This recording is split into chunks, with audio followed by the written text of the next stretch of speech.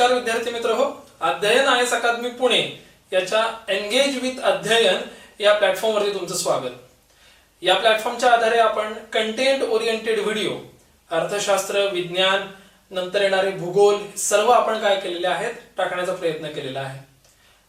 आता झालंय असं की विद्यार्थ्यांकडून आम्हाला फीडबॅक येत आहेत आणि यासोबतच आमचं जे काउन्सिलिंग सेशन्स असतात अध्ययनचे, त्याच्यामध्ये मी डॉक्टर संकल्प sir, doctor Manoj sir, Anushka Thakur madam, आम्ही सर्व मिळून मुलांचे काउन्सिलिंग घेतो.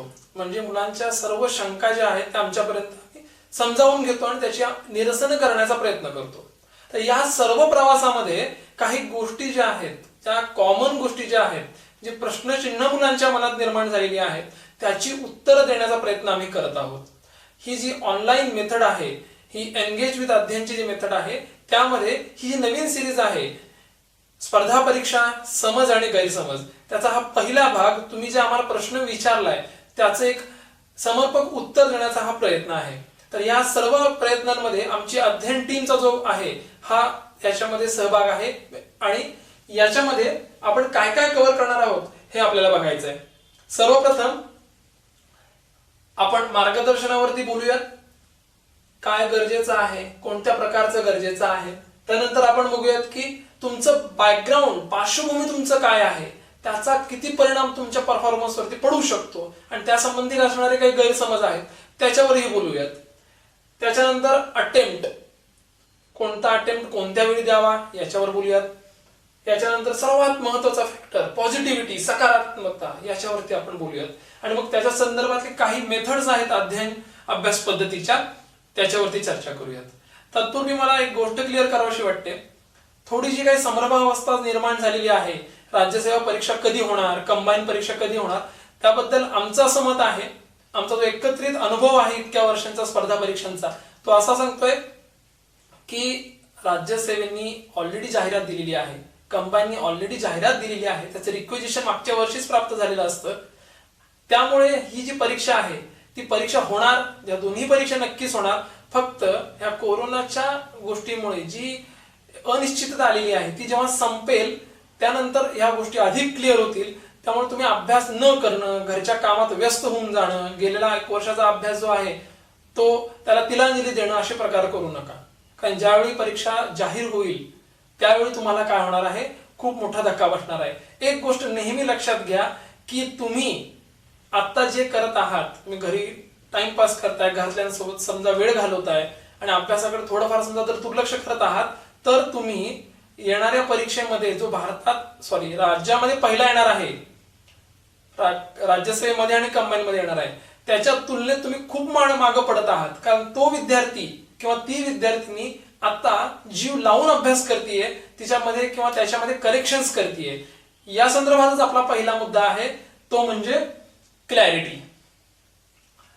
एकदा का स्पर्धा परीक्षा करायचं ठरवलं, मग तुम्ही कोणीही असा, तुम्ही कोणत्याही वर्षात ते चालू करत असाल, तुमचं बॅकग्राऊंड काही आहे, एकदा आपण ठरवलं की मला स्पर्धा परीक्षेमध्ये करिअर करायचं आहे, की ही क्लॅरिटी फार गरजेची आहे. ही क्लॅरिटी म्हणजे काय मी तुम्हाला सांगतो. ही क्लॅरिटीचा अर्थ असा असतो की स्पर्धा परीक्षेमध्ये आल्यानंतर इथे स्पर्धा खूप मोठी आहे, इथं प्रत्येक प्रिलिम्स, मेन्स, इंटरव्ह्यूला प्रचंड स्पर्धा असणार आहे आणि या सर्व प्रवासामध्ये तुम्हाला खूप ताण सहन करायला लागणार आहे, घरच्यांपासून तुम्हाला दूर राहावं लागणार आहे, तुम्हाला ज्या आवडीच्या गोष्टी आहेत त्या तुम्हाला दूर साराव्या लागणार आहेत. हे सर्व माहीत असताना तुम्ही इथं आलेला आहात, म्हणजे तुम्ही बाय चॉईस आलेला आहात. आणि एकदा तुम्ही बाय चॉईस इथं आल्यानंतर परत मग त्याच्याबद्दल कुरकुर करायची नाही. म्हणजे परत एकदा अभ्यास सुरू केल्यानंतर असं म्हणायचं नाही की मला एवढा ताण सहन होत नाही किंवा मला माझ्या मनाविरुद्ध ह्या गोष्टी कराव्या लागत आहेत आणि हे काय विचित्रच आहे सगळं, मला आता परत गावी जावंसं वाटतंय. नाही, एकदा 100 किंवा 0 यामध्येच खेळायचं. एकदा करायचं म्हटलं तर 100% द्यायचं, अदरवाईज आपला गाशा गुंडाळायचा आणि अजूनही बरीचशी चांगली करिअर्स आहेत तिकडं आपल्याला देता येईल. पण एकदा क्लॅरिटी फार महत्वाची आहे. इथं आल्यानंतर इथली जी काही स्पर्धा आहे त्याला पूर्ण शक्तीनिशी जोपर्यंत आपण आहोत तोपर्यंत सामोरं जायचं, हे लक्षात ठेवा. आता तुमच्यापैकी बरेच जण हे नव्याने अभ्यास चालू केलेले आहेत. कुणी प्रिलिम्स आधी दिलेली आहे, कुणी मेन्स दिलेली आहे, कुणी इंटरव्ह्यू पर्यंत जाऊन आलेलं आहे, कुणी काही पोस्टही मिळवल्या असतील ज्या आणखी चांगल्या पोस्टसाठी अभ्यास करत आहेत. या सर्वांसाठी एक गोष्ट कॉमन असते ते म्हणजे मार्गदर्शन. नवीन मुलांसाठी सुद्धा आणि अनुभवी मी म्हणतोय, जुने हा शब्द मी वापरत नाही, अनुभवी ज्यांनी स्पर्धा परीक्षेचा अनुभव घेतलाय असे सर्वांसाठी मार्गदर्शन हे गरजेचंच असतं. आता ते कोणत्या प्रकारचं असतं? एक तर तुमच्या घरामध्ये मार्गदर्शन प्राप्त असतं, काही जणांना घरामध्ये कोणीतरी अधिकारी असतं. याशिवाय जर इतके कोणी सौभाग्यशाली नसतील तर मग कोणीतरी ग्रुपमध्ये आपल्याला मार्गदर्शन मिळतं. काही विद्यापीठांमध्ये, स्पेशली कृषी विद्यापीठांमध्ये असे ग्रुप आपल्याला पाहायला मिळतात. बरेच जण क्लासेस जॉईन करतात, सिटीमध्ये येऊन पुणे, नांदेड अशा वेगवेगळ्या शहरांमध्ये क्लासेस जॉईन करतात. म्हणजे एक प्रकारचं मार्गदर्शन घेण्याचा प्रयत्न करतात. कुणाचा तरी एक आयडल असतो एखादा अधिकारी, त्यांच्या मार्गदर्शनाखाली अभ्यास करत असतात. मला असं म्हणायचं आहे की हे मार्गदर्शन घेत असताना ज्या गोष्टी पाहिजेतच या पूर्ण प्रवासात त्या कोणत्या हे बघा. पहिलं, टाइम. मी जेव्हा अभ्यासाला सुरुवात केली होती तेव्हा माझ्यासाठी सगळ्यात महत्वाचा पॉईंट होता टाइम. कारण मला युपीएससीची प्रिपरेशन करायची होती आणि मला कमीत कमी वेळेमध्ये सगळा सिलेबस कम्प्लीट करायचा होता. त्यामुळे मी क्लास लावला होता. त्याचं कारणच असं होतं की मला जो सिलेबस आहे तो सर्व सिलेबस मला एका वर्षात पूर्ण करून मला प्रिलिम्सला अपियर व्हायचं होतं. अध्ययन क्लासमध्ये आम्ही जो पूर्ण राज्यसेवेचा सिलेबस आहे तो एका वर्षात संपूर्ण सिलेबस प्रयत्न करतो की तो पूर्ण करायचा आहे. त्यामुळे ह्या गोष्टी ज्या आहेत टाइम मध्ये बसवणं गरजेचं आहे. अदरवाईज काय होतं, सिलेबस जर पूर्ण झाला नाही तर तुमचा पहिला अटेम्प्ट हा हाफ हार्टेड असतो. हाफ हार्टेड म्हणजे काय की तुम्ही पूर्ण क्षमतेने देऊ शकत नाही, तुम्हाला आणखी वेळ लागतो. 1 वर्षाचा मग 2 वर्ष लागतात त्या पूर्ण क्षमतेने अटेम्प्ट द्यायला. अनाठाई तुमचं 1 वर्ष वाया जाऊ शकतं. त्यासाठी हे महत्वाचा फॅक्टर आहे. दुसरा आहे ते म्हणजे स्पर्धात्मकता. ही सर्वात मोठी गोष्ट आहे. तुम्ही कुठलाही मार्गदर्शन क्लास जॉईन करत असताना ही गोष्ट नेहमी लक्षात ठेवा की तिथं असं एन्व्हायरमेंट पाहिजे की तिथं तुम्हाला सिरियस कॅन्डिडेट्स भेटले पाहिजेत. म्हणजे तिथं होणाऱ्या टेस्ट त्या फार केअरफुली द्यायच्या. प्रत्येक टेस्टला आपण कसं पुढे जाऊ इतरांच्या यासाठी प्रयत्न करायचे. ह्याला म्हणतात स्पर्धात्मकता. उसेन बोल्ट हा जो काही जगातला सर्वाधिक वेगवान धावणारा धावपटू आहे त्याची स्टोरी मी वाचली होती, तर त्याचे व्हिडिओज पण बघितले होते. तर तो सांगायचा मी जे काही आता बनलोय त्याचं कारण म्हणजे माझी डेली रुटीन मधली असणारी स्पर्धा. त्याचा जर तुम्ही व्हिडिओ बघितला तर त्याची डेली रुटीन मध्ये तो जमैकाच्या इतर नॅशनल खेळाडूंशी प्रॅक्टिसमध्ये तो सराव करत असताना आणि तिथं त्यांना तो रोज एव्हरी रेसला मागे टाकण्याचा प्रयत्न करतोय. आणि त्याचा फायदा असा होतो की तो म्हणतो की माझ्या शरीराच्या प्रत्येक भागाला, प्रत्येक मसलला आता या स्पर्धेची इतकी सवय झाली की मला ऍक्च्युअल परीक्षेच्या वेळेला म्हणजे ऑलिम्पिकच्या वेळेला जेव्हा मी उतरतो तेव्हा माझ्यासाठी एक नॉर्मलच परीक्षा असते, त्याची सवय होऊन जाते. तर ही जी मेथड आहे याला वातावरण निर्मिती असं म्हणूयात. तुमच्या अभ्यासाच्या ठिकाणी ही वातावरण निर्मिती आहे का हे फार महत्वाचं आहे. काही जण घरी राहून अभ्यास करत असतील तर हे कटाक्षानं बघा की तसं वातावरण तुम्हाला मिळतंय का. अध्ययनमध्ये आम्ही काय करत असतो की ही वातावरण निर्मिती आम्ही जाणून बुजून तयार केलेली आहे. आमच्या टेस्ट ज्या असतात त्या दर 3-4 दिवसांनी आम्ही शेड्यूल करतो, त्याची रँक लागते. ज्यांना मार्क्स कमी पडतात त्यांचं काउन्सिलिंग होतं. तर हा प्रयत्न आम्ही करतो कारण तुम्हाला प्रत्येक वेळी नवीन चॅलेंजेस तुम्हाला मिळावीत अशी अपेक्षा असते. आणि एकदा जर तुम्ही टॉपर आलात तर ती एक सवय असते, ती नशा असते. एकदा तुम्ही टॉपर आल्यानंतर तुम्हाला काय वाटतं की आपण प्रत्येक वेळी टॉपरच राहावं आणि मग ती जी नशा आहे ती तुम्हाला झोपू देत नाही आणि ही यशाची नशा तुम्हाला वर्षभर अभ्यास करायला तीव्रतेनं भाग पाडते. त्यानंतर क्वांटम लीप ही एक संकल्पना आहे. म्हणजे आपल्या क्षमतेपेक्षा प्रचंड उंचीची उडी ही फार महत्वाची आहे. आपण मार्गदर्शन घेत असताना ही गोष्ट लक्षात ठेवा. तुमच्यामध्ये तुम्ही यावर्षी प्रिलिम्स पास होत नाहीये तर पुढच्या वर्षी प्रिलिम्स पास झालं पाहिजे. यावर्षी मेन्स तुम्ही काठावर पास झाला तर पुढच्या वेळी अशा मार्कांनी पास झाली पाहिजे की तुम्हाला इंटरव्ह्यूच्या मार्क्सची गरज नाही पडली पाहिजे. याला म्हणतात क्वांटम लीप.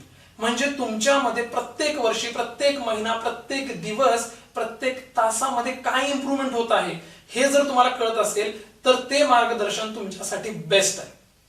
यासाठी अध्ययन अकादमीनं विशेष प्रयत्न करून, कारण आमचे स्वतःचे अनुभव आहेत, माझे, संकल्प सरांचे, मनोज सरांचे, मॅडमचे, ह्या स्पर्धा परीक्षा क्षेत्रातील डेली इम्प्रूव्हमेंट प्रोग्राम हा सुद्धा आम्ही आणलेला आहे. तर त्याचा फायदा आम्हाला मुलांना खूप होताना दिसतो आणि त्याची परिणिती म्हणजे अशी झालेली आहे की अध्ययनची खूप जास्त प्रमाणात पर्सेंटेजमध्ये मुलं ही इंटरव्ह्यू पर्यंत आता पोहोचलेली आहेत. काहींनी चांगलं यश देखील परीक्षांमध्ये मिळवलेलं आहे. आता तुम्हाला एक पर्सनल उदाहरण सांगायचं आहे. मी अभ्यास करत असताना म्हणजे मी IRPS चं ट्रेनिंग करत असताना UPSCचं वातावरण निर्मितीचा फरक तुम्हाला सांगतो. माझे एक मित्र आहेत IPS मडकर साहेब, संदीप मडकर साहेब, ओरिसामध्ये ते IPS आहेत. त्यांना राष्ट्रपतींचा एक पुरस्कारही मिळालेला आहे. तर त्या व्यक्तीचं कडनं घेतल्यासारखी गोष्ट काय होती बघा. मी असं स्वतःला आधी समजायचो की मी 12 तास 13 तास अभ्यास करतो म्हणजे खूप मी भारी आहे. पण जेव्हा मी त्या व्यक्तीच्या संपर्कात आलो तेव्हा या दोन्ही गोष्टी मला मिळाल्या. म्हणजे माझ्या लिमिट्स पुश झाल्या आणि ती व्यक्ती जेव्हा मी बघितलं तर ती व्यक्ती दिवसाची फक्त 3-4 तासच झोपायची आणि इतर वेळी प्रचंड वाचन, एकतर पुस्तकाचं किंवा किंडल म्हणून एक असतं उपकरण, त्याच्यावरती वाचत असायचे, सतत वाचन करायचे. ते बघून मला स्वतः असं वाटायला लागलं की आपण अजून कमी पडतोय, आपल्याला अजून त्वेषाने अभ्यास केला पाहिजे. झोपेचा वेळ मी आणखी कमी केला. त्याचा फायदा मला असा झाला की पुढच्या अटेम्प्टला मला अधिक चांगलं यश मिळालं. तर हे स्पर्धात्मकता आणि वातावरण निर्मिती ह्या खूप महत्वाच्या गोष्टी आहेत तुमच्या लाईफमध्ये यशस्वी होण्यासाठी. त्याच्यानंतर आपण बघूया की बऱ्याच जणांचा प्रश्न असा असतो की सर माझं BA बॅकग्राऊंड आहे, माझं ओपन युनिव्हर्सिटी मधून केलेलं आहे, मला इंग्लिशची भीती वाटते, मला गणित येत नाही, तर मी काय करू. तर मला असं म्हणायचं आहे की या सर्व ज्या गोष्टी आहेत ती कारणं आहेत. मगाशी म्हटल्याप्रमाणे एकदा तुमचं विजन क्लिअर आहे, मला राज्यसेवेतून DYSP मिळवायचं आहे, मला कंबाईन मधून PSI मिळवायचा, STI व्हायचं आहे, क्लिअर झालं की मग त्याच्यामध्ये काही का कारणं येईनात ती मोडून काढायची. माझा वैयक्तिक सांगतो, माझं असं होतं की मला सायन्सचा प्रॉब्लेम होता, म्हणजे बायोलॉजीचा प्रॉब्लेम होता. कारण 11वी-12वी मला बायोलॉजी नव्हतं आणि बायोलॉजी बरेच प्रश्न असतात, UPSCला सुद्धा बरेच असतात. मग अशा वेळेला काय करायचं हा मोठा प्रश्न होता. मला एका वर्षात प्रिलिम्स पण काढायची होती. प्रिलिम्सला सायन्स खूप मोठा प्रश्न आहे. मग अशा वेळेला मी काय केलं की सायन्स वरती माझं फोकस न ठेवता बाकीचे प्रश्न जे आहेत ते स्ट्रॉंग केले पहिल्यांदा. म्हणजे पॉलिटी, इकॉनॉमी इतके स्ट्रॉंग केले की त्यातला माझा एकही प्रश्न नाही चुकला पाहिजे. आणि मग सायन्सवरती लक्ष केंद्रित केलं की त्यातले ऍटलिस्ट मिनिमम रिक्वायर्ड स्टेट बोर्डचं तरी माझं कव्हर झालं पाहिजे. याच्यामुळे काय झालं, मी कुठं फोकस करायचं आणि कुठं डिफोकस करायचं हे मला कळलं. जो माझं भीती आहे त्याच्यावरती मी जास्त फोकस न करता बाकीचे एरिया आहेत ते पहिला स्ट्रॉंग करून घेतले. म्हणजे मानसिक दबाव कमी झाला आणि मग मला या परिस्थितीवर मार्ग काढायला लागला. सेम केस CSATची आहे. CSATच्या बाबतीत संकल्प सरांचं डिटेल स्ट्रॅटेजी तर आहेच आहे, पण मी सुद्धा याच्यामध्ये तुम्हाला सांगतो, तुमचं गणित वीक आहे म्हणून तुमचं CSATला पेपर मार्क कमी येत नाहीत. तुमचं कॉम्प्रिहेन्शन किती वीक आहे याच्यावर फार मोठं अवलंबून असतं. त्यामुळं आपलं वाचन काय आहे त्याचा CSATशी जास्त संबंध आहे तुमच्या गणितापेक्षा. त्यामुळं कुठल्याही गोष्टीचा बाऊ करू नका. दुसरे काय सांगतात याच्यावर अजिबातच स्वतःचं परीक्षण करू नका. त्यानंतर मला म्हणायचंय ग्रामीण. बरेच जण म्हणतात ग्रामीण भागातून आलोय. झालंय असं की MPSC करणारी बऱ्यापैकी जनता ग्रामीण भागातच आलेली आहे. मी, संकल्प सर, मनोज सर, मॅडम सर्वजण ग्रामीण भागातच आहोत. पण ग्रामीण भागात असण्याचा मित्र म्हणून ते फायदा जास्त आहे. तुम्ही म्हणाल कसा, तर मित्रांनो तुम्हाला एक उदाहरण सांगतो. ग्रामीण भागामध्ये एक प्रकारचा माज असतो. आपण ग्रामीण भागात राहत असतो तर ग्रामीण भागात कसं असतं, आपलं एक एन्व्हायरमेंट असतं ते म्हणजे एकदम सिक्युअर एन्व्हायरमेंट असतं, पॉझिटिव्ह एन्व्हायरमेंट असतं. छोटंसं गाव असतं, आपण आपल्या शाळेमध्ये कधीतरी पहिल्या 5 मध्ये आलेलो असतो, तो एक प्रकारचा कॉन्फिडन्स असतो, सगळे लोक आपल्याला ओळखत असतात आणि त्यामुळे आपल्याला एक सिक्युअर एन्व्हायरमेंट असतं, सुरक्षित वातावरण. जेव्हा आपण याच्या बाहेर येतो तेव्हा आपलं ते सुरक्षितता जी ती कमी कमी व्हायला लागते. सिटीमध्ये येतो आणि प्रचंड असुरक्षित व्हायला लागतं आपल्याला. हे सगळ्यात मोठं कारण आहे आपण डिप्रेशनमध्ये जाण्याचं किंवा स्वतःबद्दल क्वेश्चन मार्क करण्याचं. माझं वैयक्तिक उदाहरण सांगतो. मी 10वी पर्यंत गावी असायचो. तालुक्यात मी 10वीला पहिला आलो होतो. ही काही फार मोठी अचिव्हमेंट नाहीये, पण सांगण्याची गोष्ट ही की जेव्हा मी 11वी-12वीला जिल्ह्याच्या ठिकाणी गेलो, विवेकानंद कॉलेज कोल्हापूर, तिथं एकापेक्षा एक जी बोर्डात आलेली, राज्यात आलेली मुलं तिथं असायची. आणि मग माझे पहिले 1.5 वर्ष म्हणजे 11वी पूर्ण आणि माझी 12वीचा काही कालखंड या विचारातच गेला की मी या तोडीसाच नाही आहे, मी फार कमी आहे. मग मला त्यातून बाहेर पडायला वेळ लागला. मला मग त्यावेळी माझे शाळेचे शिक्षक होते, ते मला भेटायला आले होते असंच. आणि तेव्हा त्यांनी मला विचारलं होतं, काय मग आता 12वीची परीक्षा, आता परत तू जिल्ह्यात येणार, परत तू राज्यात येणार आहे, आमचं नाव रोशन करणार. तेव्हा मला माझ्यातली आग पेटली आणि मला वाटलं की आपण काय करतोय, आपण स्वतःला फारच कमकुवत समजायला लागलोय. मग तो जो ग्रामीण भागात असणारा, गावात असणारा जो माज होता तो परत प्रज्वलित केला आणि पुढचे 6 महिने जीव तोडून अभ्यास केला आणि मग प्रचंड चांगलं यश मला त्यामध्ये मिळालं. तर मला तुम्हाला सांगणं हेच आहे की ग्रामीण भागात असणारा आपला जो माज आहे, काय होतंय काय होत नाही, माझं मी बघतो, मी करून घेतो, माझ्यापेक्षा भारी कोणच नाही, हा जो माज आहे हा माज सोडू नका. हा माज तुम्हाला तुमच्या भीतीवर यश मिळवून देणार आहे. डर के आगे जीत है. हा माज हा शब्द मी जाणून बुजून वापरते, याला ओव्हर कॉन्फिडन्स म्हणतात. ही स्पर्धा परीक्षाच कॉन्फिडन्सची आहे. कारण 7 लाख 8 लाख मुलांमधून तुम्हाला पहिल्या 200-300 मध्ये यायचं असतं, तर नुसता कॉन्फिडन्स असून चालत नाही, तो सांडायला लागतो, इतका ओव्हर कॉन्फिडन्स लागतो, त्याला आम्ही माज म्हणतो. आणि परीक्षेला जात असताना मी मजेने गमतीने आमच्या अध्ययनच्या मुलांना असं म्हणत असतो की कॉन्फिडन्स इतका प्रचंड पाहिजे तुमच्यामध्ये की परीक्षेला गेल्यानंतर तुमच्या चेहऱ्याकडे बघून, तुमच्या आविर्भावाकडे बघून आजूबाजू दोघं तिघं तरी अशीच नापास झाली पाहिजेत. हे this is a part of a joke. याच्यानंतर आपण बघूया की अटेम्प्ट मॅनेजमेंट. आता बरेच जण असं म्हणतात की पहिला अटेम्प्ट, दुसरा अटेम्प्ट. मी याला फार महत्व देत नाही. मी सिरियस अटेम्प्ट या संकल्पनेला फार महत्व देतो. सिरियस अटेम्प्ट म्हणजे काय? बऱ्याच असं होतं की पहिले 1-2 अटेम्प्ट आपण असेच दिलेले असतात, फार काही विचार न करता, ग्रॅज्युएशनला असताना दिलेले असतात, तेव्हा तो अटेम्प्ट पहिला दुसरा काउंटच होत नाही. ज्यावेळी तुम्ही 1 वर्ष पूर्णपणे जीव लावून त्वेषानं अभ्यास करताय आणि मग परीक्षा येतात, तो तुमचा सिरियस अटेम्प्ट असतो. बऱ्याच जणांचा तो फार उशिरा येतो, 4था-5वा येतो, काही जणांचा पहिलाच येतो. म्हणून आपण बघतो की 22व्या वर्षी कोणीतरी अधिकारी होतो आणि कोणीतरी 30व्या वर्षी होतो. काहीच फरक नाहीये, फक्त फरक एवढाच आहे की त्यांनी सिरियस अटेम्प्ट केव्हा दिलाय. तर हा सिरियस अटेम्प्ट जेव्हा आपण बघत असतो तेव्हा तो केव्हा आणि कुठला द्यायचा. माझं असं म्हणणं आहे, प्रत्येकाला याचं उत्तर माहिती असतं. प्रत्येकाची शैक्षणिक इकॉनॉमिक कंडिशन अशी असते की त्यानुसार तो रिस्क फॅक्टर ठरवतो जॉब सिक्युरिटीनुसार की मला पीएसआयचा पहिला अभ्यास करायचा आहे का डीवायएसपी डेप्युटी कलेक्टरसाठी पहिला करायचा आहे. जर तुमची आर्थिक परिस्थिती चांगली असेल, 1-2 वर्ष तुम्ही अभ्यास प्रॉपर करू शकत असाल, वेळ देऊ शकत असाल, तर जागा कमी असताना सुद्धा तुम्ही एमपीएससीचा अभ्यास करू शकताय. स्वतःची जी ॲबिलिटी आहे ती आजमावू शकताय. पण एखाद्याला वाटत असेल की कंबाईनच्या जागा जास्त निघतायत, 1 वर्ष आपण कंबाईनसाठी देऊया, हरकत नाही. Job security is most important factor. बऱ्याच वेळेला असं होतं की आपली प्रिलिम्स काही ना काही कारणामुळे जाते अभ्यास चांगला असताना सुद्धा. अशा वेळेला माझं असं म्हणणं आहे की तुम्ही जे प्लॅन बी जो तुमचा असतो, तो म्हणजे इतर परीक्षा ज्या असतात, गट क च्या ज्या परीक्षा असतात त्या द्यायच्या, पोस्ट घ्यायची आणि मग अभ्यास चालू ठेवायचा. माझ्या ओळखीचे असे बरेच मित्र आहेत जे सेल टॅक्स इन्स्पेक्टर म्हणून लागलेले होते आणि नंतर त्यांनी IAS झालेले आहेत महाराष्ट्राचे. त्यामुळं ह्याच्यामध्ये कमीपणाची गोष्टच नाहीये. It's all about managing your level of confidence. मला आठवत आहे जेव्हा युवराज सिंगनी 6 बॉलमध्ये 6 सिक्स मारले होते तेव्हा त्याचा इंटरव्ह्यू घेतला गेला तो रवी शास्त्री यांनी. त्यांना विचारलं होतं की what was your thought behind all this thing. तुमची काय विचारसरणी होती हे खेळत असताना 6 सिक्स मारायचे? तो म्हटलं माझ्या मनामध्ये असं काहीच नव्हतं. मी पहिला 6 मारला, मला कॉन्फिडन्स आला. दुसरा 6 मारला, मला आणखी कॉन्फिडन्स आला. तिसऱ्या 6 नंतर मात्र मला 100% कळून गेलं होतं की मी 6 बॉलला 6 सिक्स मारणारच आहे. म्हणजेच तुम्ही यश कितीही छोटं असलं तरी ते तुम्हाला जे कॉन्फिडन्स देतं ते तुमचं पुढचं अटेम्प्ट जो असतो तो आणखी स्ट्रॉंग बनवतं. ह्या गोष्टी तुमच्या अटेम्प्ट मॅनेजमेंटमध्ये महत्वाच्या आहेत, हे लक्षात ठेवा. त्यानंतर आपण शेवटच्या पॉईंटकडे येतोय, ती म्हणजे सकारात्मकता, पॉझिटिव्हिटी. हा मला फार आवडीचा पार्ट आहे. कारण माझ्यासाठी असं असतं की प्रचंड पॉझिटिव्हिटी लागते, प्रचंड प्रचंड पॉझिटिव्ह. जसे विराट कोहलीमध्ये असते प्रचंड पॉझिटिव्हिटी, तो निगेटिव्ह राहतच नाही कधी. तुम्ही जर सिने स्टार जर बघितलात तर सिने स्टार मध्ये सुद्धा जर तुम्ही बघितलात तर त्यामध्ये असे काही सिने स्टार्स आहेत की जे प्रचंड पॉझिटिव्ह आहेत. एनर्जी लेवल खूप हाय राहते त्या गोष्टीमुळे.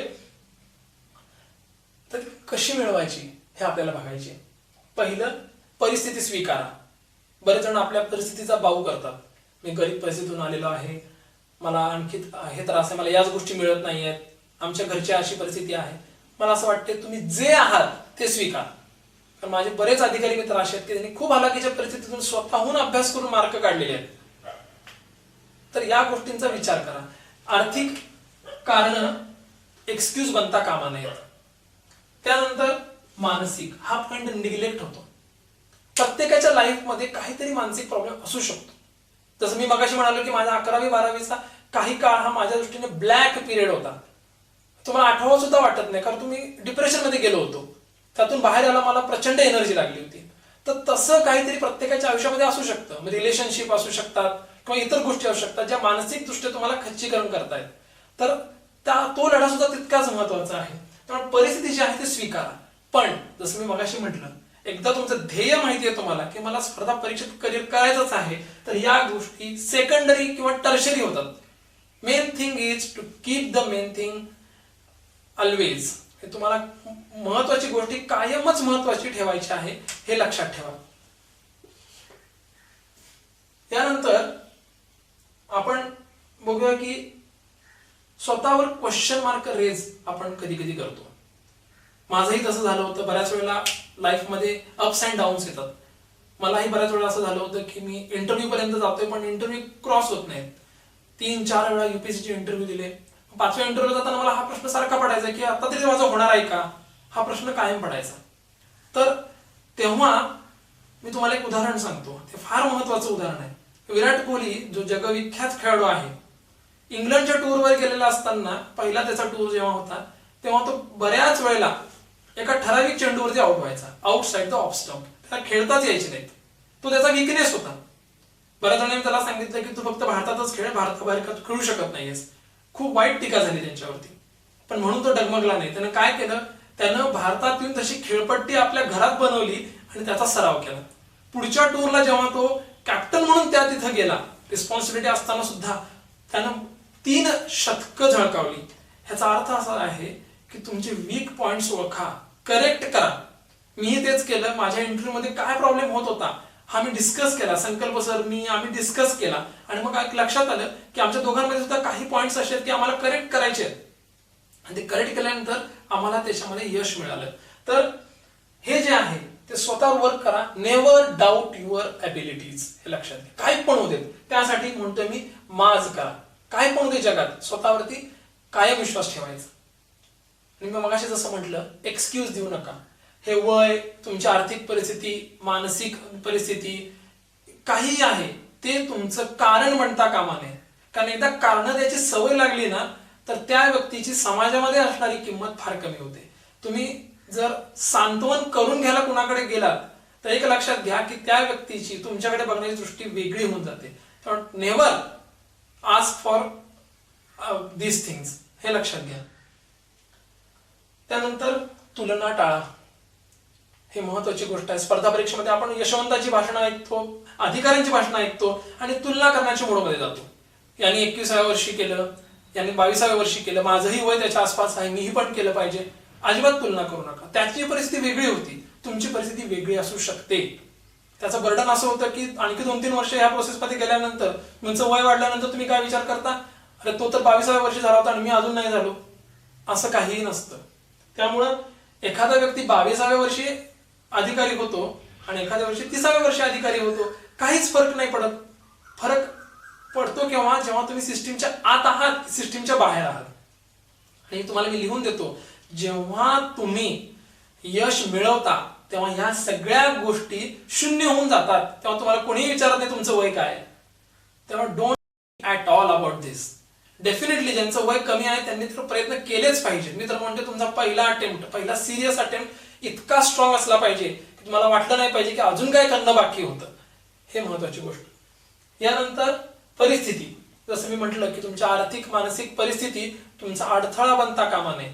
किंवा एखाद्या व्यक्तीची परिस्थिती तशी होती म्हणून तो IAS IPS झाला, तो DYSP झाला आणि माझी तशी नाही आहे म्हणून मी होऊ शकत नाही, हे कारण नाही आहे. तुमच्या प्रत्येकाची स्टोरी वेगळी असते आणि प्रत्येकानं स्वतःची स्टोरी अशी बनवली पाहिजे की जेव्हा तो यशस्वी होतो आणि स्टेजवर उभा राहून जेव्हा भाषण द्यायला सांगतो तेव्हा त्याला बघून असंख्य लोक प्रेरित झाले पाहिजेत. त्यामुळे मेक युअर ओन स्टोरी, यालाच मी ब्रँड मेकिंग म्हणतो. स्वतःचा ब्रँड बनवायचा प्रयत्न करा. Brand in the sense commercial नाही, तो एक असा बनवा की त्या व्यक्तीला बघून इतर लोक प्रेरित झाले पाहिजेत. त्यामुळे अनुकरण करत असताना फिल्टर्स लावा. चांगल्या गोष्टी नक्कीच घ्या, पण काय टाळायचं हे सुद्धा नक्कीच शिका त्याच्यामध्ये. आता हे अभ्यास करत असताना सकारात्मक व्हायचं कसं, 3 स्टेपची थिअरी मी नेहमी मुलांना सांगतो. पहिलं असं ते म्हणजे आपण काही ना कारणांमुळे पॅशनेट होतो. भाषण ऐकून, अधिकाऱ्यांना भेटून, मूवीज बघून, सॉंग्स बघून की मला स्पर्धा परीक्षेत करिअर करायचं. ती सुरुवातीची अवस्था असते तुमच्या लाईफची, फर्स्ट स्टेज असते की पॅशनेट होतो.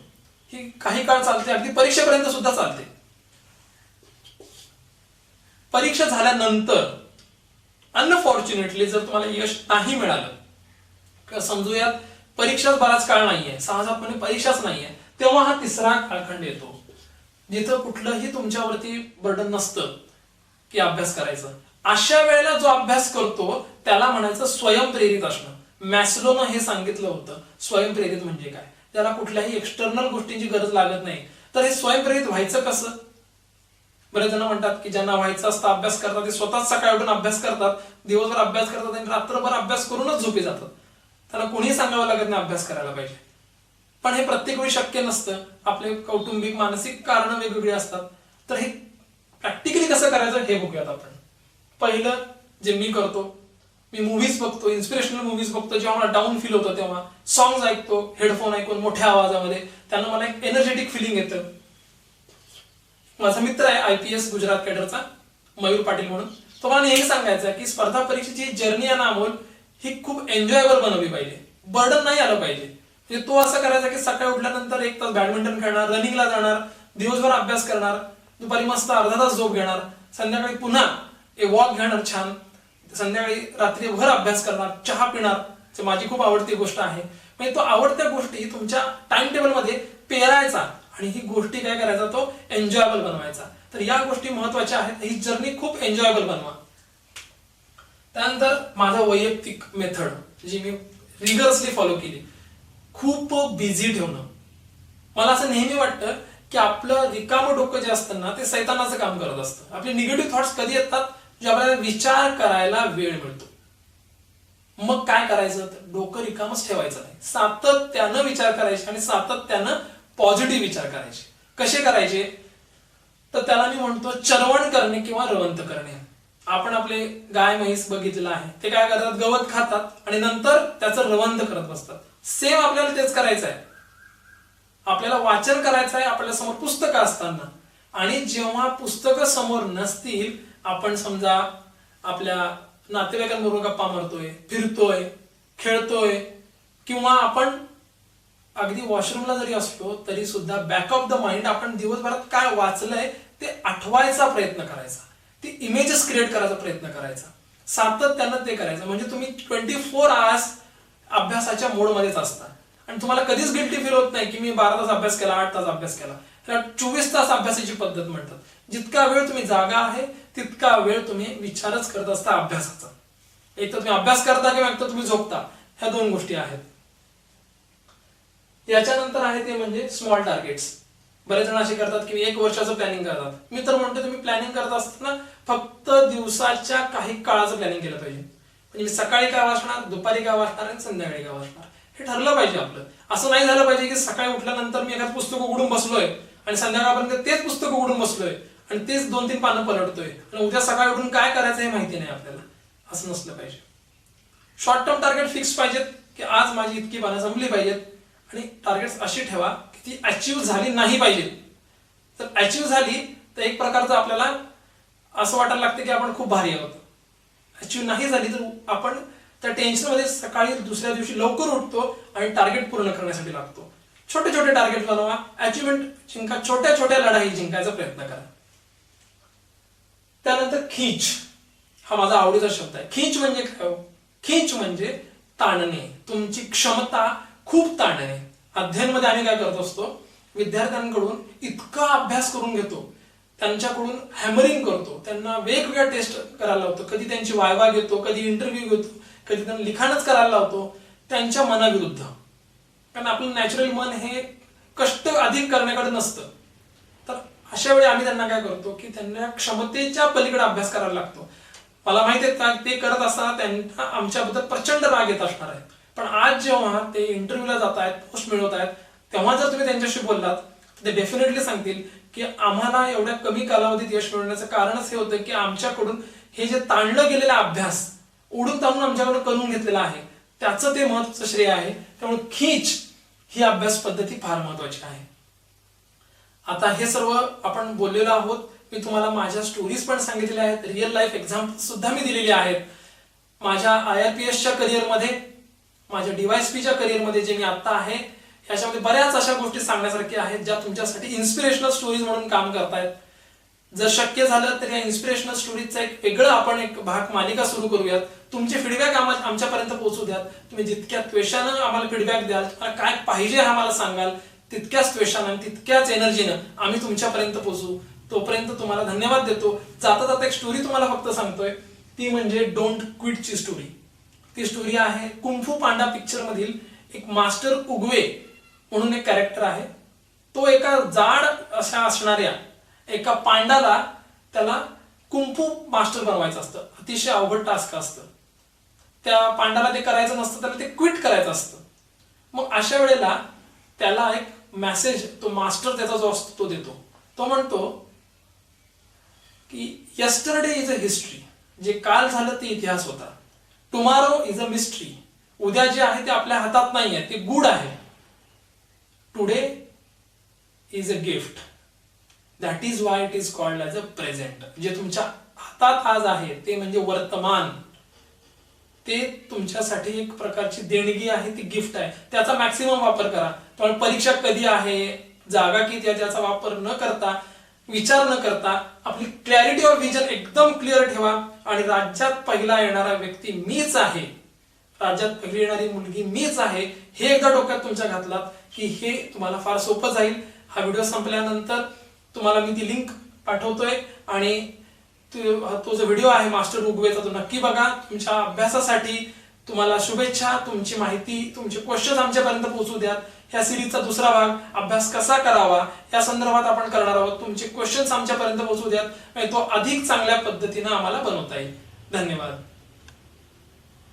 Thing is, maybe I should just quit and go back to making noodles. Quit, don't quit. Noodles, don't noodles. You are too concerned with what was and what will be. There's a saying, yesterday is history, tomorrow is a mystery, but today is a gift. That is why it is called the present.